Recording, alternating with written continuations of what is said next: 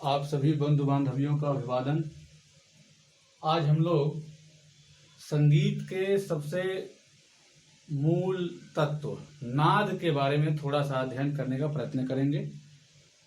मेरा प्रयत्न ये रहेगा कि आप लोगों के लिए मेरे द्वारा बताई गई जानकारी, मेरे द्वारा बताया गया तथ्य अत्यंत लाभप्रद सिद्ध हो।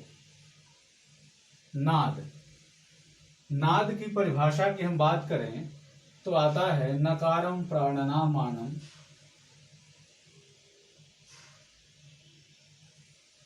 नकारम प्राणनामानम, दकारम वह निरूपये, दकारम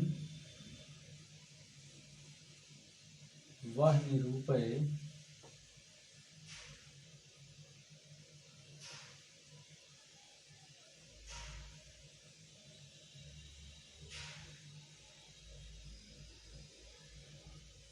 अग्निवायु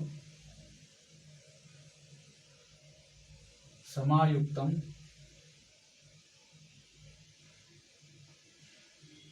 नादमित्य विधीयते।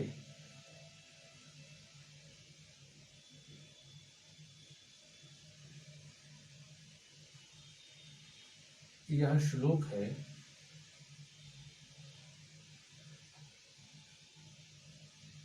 अब यह जो श्लोक है यह पूरी एक लाइन है, यहां से यहां तक पूरा एक लाइन है, यहां से यहां तक पूरा एक लाइन है। आप लोगों की सुविधा के लिए, आप लोगों को देखने में असुविधा न हो, इसके लिए हमने इसको अलग अलग करके एक लाइन को दो बार में लिखा है। तो देखिए, नकारम प्राणनामानम, नकार किसे कहते हैं? जो नाद शब्द है इसमें न जो है, न से नाद बना है और द तो है ही द, तो न को नकार और द को दकार कहते हैं। तो नकारम प्राणनामानम अर्थात कि नाद में जो नकार वर्ण है यह प्राण वायु है, और दकारम वह निरूपये, जो दकार है यह अग्नि है, जो हमारे शरीर में अग्नि होती है वह अग्नि अर्थात ऊर्जा। अब फिर कह रहे हैं क्या कि अग्नि वायु समायुक्तम, इस अग्नि और वायु के संयोग से नादमित्य विधीयते, यह नाद उत्पन्न होता है। ठीक है, तो नाद की ये परिभाषा हुई। अब नाद के कितने भेद हैं, इसके पहले आप लोग ये भी लिख सकते हैं नाद को समझने के लिए कि नाद क्या है। तो कोई भी ध्वनि नाद है, कोई भी ध्वनि नाद है, परंतु वह ध्वनि जो नियमित है वह संगीतोपयोगी नाद है।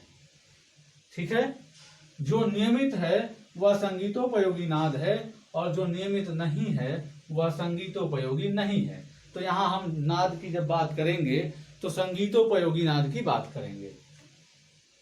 अब नाद के भेद की बात करें तो नाद के 5 भेद बताए गए हैं। 5 भेद कौन कौन से? तो अति सूक्ष्म,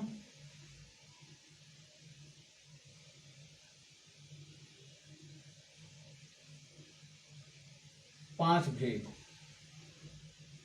भेद में पहला अति सूक्ष्म, दूसरा सूक्ष्म, तीसरा पुष्ट, चौथा अपुष्ट, और पांचवा है कृत्रिम। अब देखिए, ये जो नाद के 5 भेद हैं ये शार्ंगदेव के द्वारा बताए गए हैं।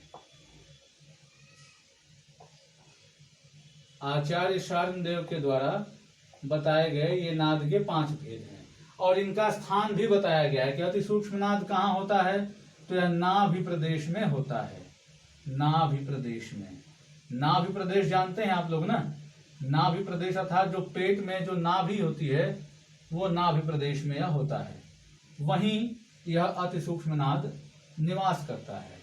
सूक्ष्म नाद जो होता है वह हृदय में वास करता है। पुष्टनाद जो होता है वह कंठ में वास करता है। अपुष्टनाद जो होता है वह तालु या इसे ही कुछ लोग तालु में और कुछ लोग मस्तिष्क में मानते हैं। ठीक है, तालु या मस्तिष्क में। जो कृत्रिम नाद होता है यह मुख में होता है, यह मुख में वास करता है। ठीक है, तो इस तरह से ये 5 प्रकार के नाद हमारे शरीर के 5 भिन्न भिन्न स्थानों पर वास करते हैं। अब देखिए, नाभि प्रदेश में अति सूक्ष्म नाद सदैव निवास करता है, तो यहाँ यह अग्नि के रूप में रहता है, और जब इस पर प्राण वायु आघात करती है तो क्या होता है, यह नाद का रूप लेता है। अग्नि और प्राण वायु के आघात से जो अति सूक्ष्म नाद है वह सूक्ष्म की ओर अग्रसर होना प्रारंभ करता है, अर्थात नाभि प्रदेश से आगे ऊपर की ओर बढ़ना प्रारंभ करता है और हृदय के पास पहुंचता है। तो हृदय के पास पहुंचकर यह नाद सूक्ष्म नाद होता है और उसे हम अनुभव कर सकते हैं। जब भी हम गाने का प्रयत्न करते हैं, स्वर लगाने का प्रयत्न करते हैं, बोलने का प्रयत्न करते हैं, तो हम देखते हैं कि जैसे ही बोलने का प्रयत्न करते हैं हमारा जो नाभि प्रदेश है पेट का वह तुरंत अंदर की ओर जाता है और हम देखते हैं कि एक कंपन हमारे हृदय से होता हुआ कंठ तक आता है। तो हृदय तक जैसे ही पहुंचा, अर्थात कि जो अति सूक्ष्म नाद था वह सूक्ष्म का रूप लेकर के हृदय तक पहुंच गया। अब कंठ के पास आकर के अब पुष्ट कैसे हो जाता है, तो पुष्ट का मतलब बलवान। तो कंठ के पास आएगा तो वह बलवान हो जाएगा। क्यों? क्योंकि कंठ के पास से हम उसको उच्चारित कर सकते हैं, लेकिन यदि हम उसको जिस स्वरूप में वह आ रहा है उसी स्वरूप में यदि हम उच्चारित कर दें तो क्या निकलेगा? कुछ भी नहीं निकलेगा, केवल अ निकलेगा, अवर्ण या आवर्ण।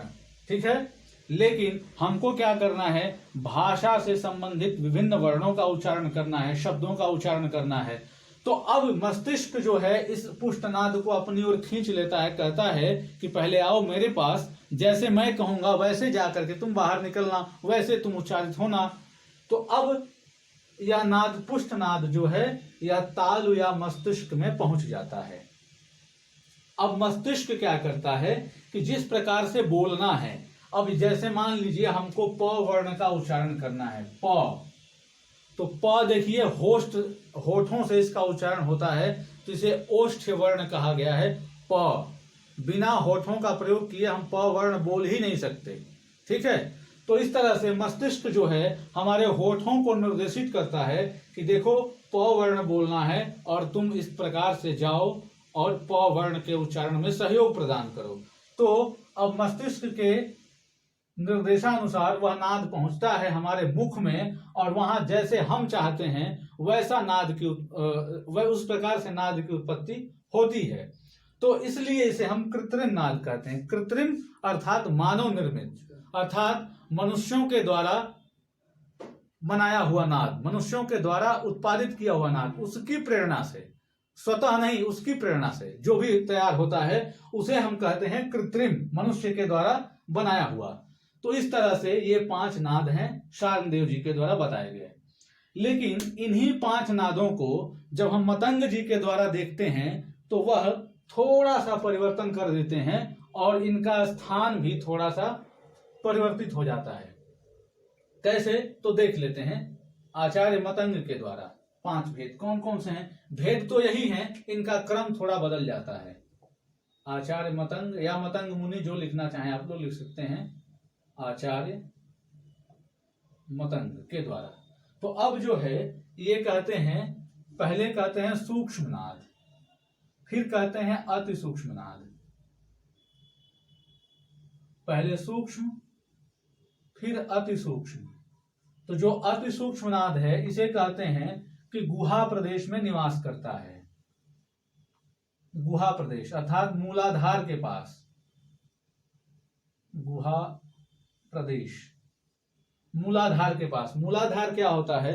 तो हमारी जो मेरु रज्जु है अर्थात जो रीढ़ की हड्डी है, रीढ़ की हड्डी का जो अंतिम सिरा है उस जगह पर सूक्ष्मनाद निवास करता है, ऐसा आचार्य मतंग का कथन है। और फिर कहते हैं कि उसके बाद अति सूक्ष्मनाद जो है वह हृदय में निवास करता है। अब जो पुष्टनाद है उसको यह कहते हैं व्यक्त नाद। अब देखिए पुष्ट और व्यक्त में कुछ विशेष अंतर नहीं है, बस शब्द का भेद है। पुष्ट का मतलब बलवान है और व्यक्त का मतलब कि ऐसा नाद जिसे बोला जा सके। तो वही बात है, पुष्ट है अर्थात बलवान है, अर्थात उसका हम उच्चारण कर सकते हैं कंठ के द्वारा, और व्यक्त का मतलब जिसका हम उच्चारण कर सकते हैं। तो दोनों का मतलब एक ही है, पुष्ट और व्यक्त, लेकिन शब्दों का हेरफेर है।